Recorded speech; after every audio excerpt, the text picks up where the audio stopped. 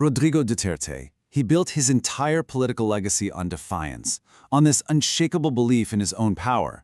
But what if that very belief, that very legacy, was the thing that brought it all crashing down?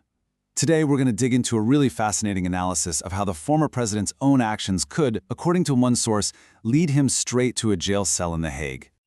You know, for years, this was his thing, right? It was his mantra, it was a defiant promise he made to his supporters, and, let's be honest, a taunt to his enemies. He really sold this idea of himself as an untouchable strongman who would never, ever be held accountable.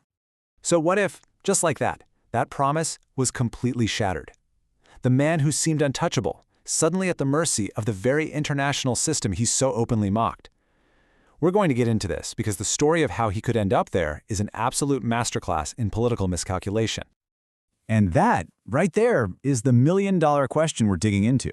I mean, with an ICC warrant hanging over his head, why on earth would Rodrigo Duterte launch a full-on public war against President Ferdinand Marcos Jr., the one guy with the political power to maybe, just maybe, shield him from it all? Let's unpack the fascinating answer one source gives us. Okay, so to really get this, you got to get inside his head. The source argues that this whole thing kicks off with Duterte's core belief that he was, quite simply, untouchable. And it all comes down to one word, really: hubris.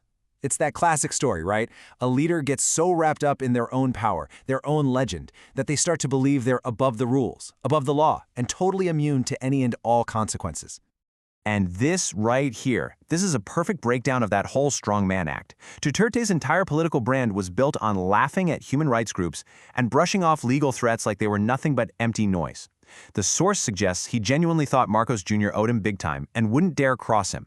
He just assumed his political base was still this all-powerful, feared force. But he forgot one really fundamental truth. And that truth is that power never stays in one place for long. This leads us right to the heart of his mistake, a massive, high-stakes miscalculation of the new political landscape. In this chart, it lays out the new reality so clearly. On one side, you have Duterte. Yeah, his base is still loyal in certain areas, but his national influence, it's been fading. On the other side, you've got Marcos Jr., who's been quietly and very methodically taking control. The bottom line is, Duterte wasn't holding the winning cards anymore, but he kept playing his hand like he was. And look, his attacks were anything but subtle. I mean, he went straight for the jugular, using these deeply personal insults.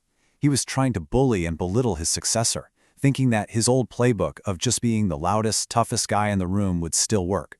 He essentially backed Marcos into a corner, leaving him with really only one way out: to show everyone who was actually in charge now. So when you break it all down, it was like a four-step recipe for disaster. Step 1. That unshakable hubris made him completely blind to the reality of his situation. 2. He totally misjudged his leverage. His threats just didn't have the same bite anymore. 3. His big gamble that his base could protect him, it didn't pay off. And finally, 4. He fatally underestimated his opponent. He saw Marcos Jr. as weak, and boy, was he wrong.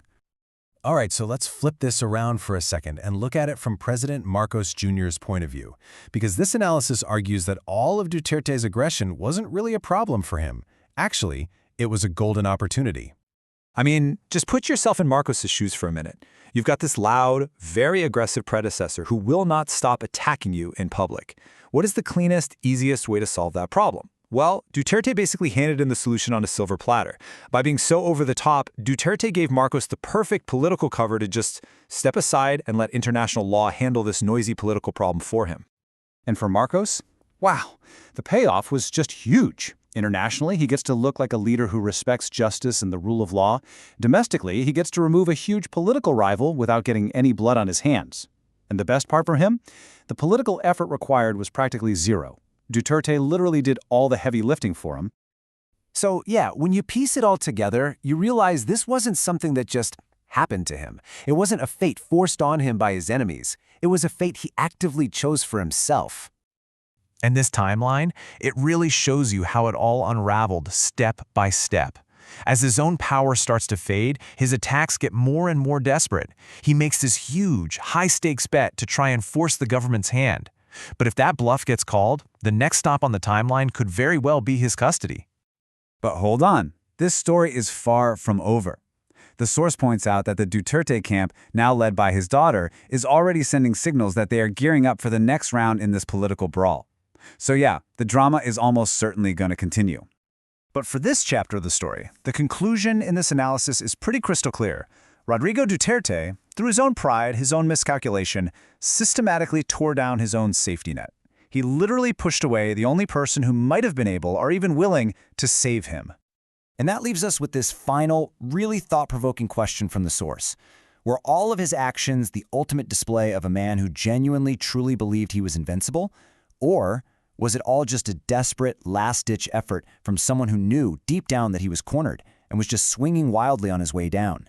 Either way, if this analysis is on the money, the strong man is no longer calling the shots.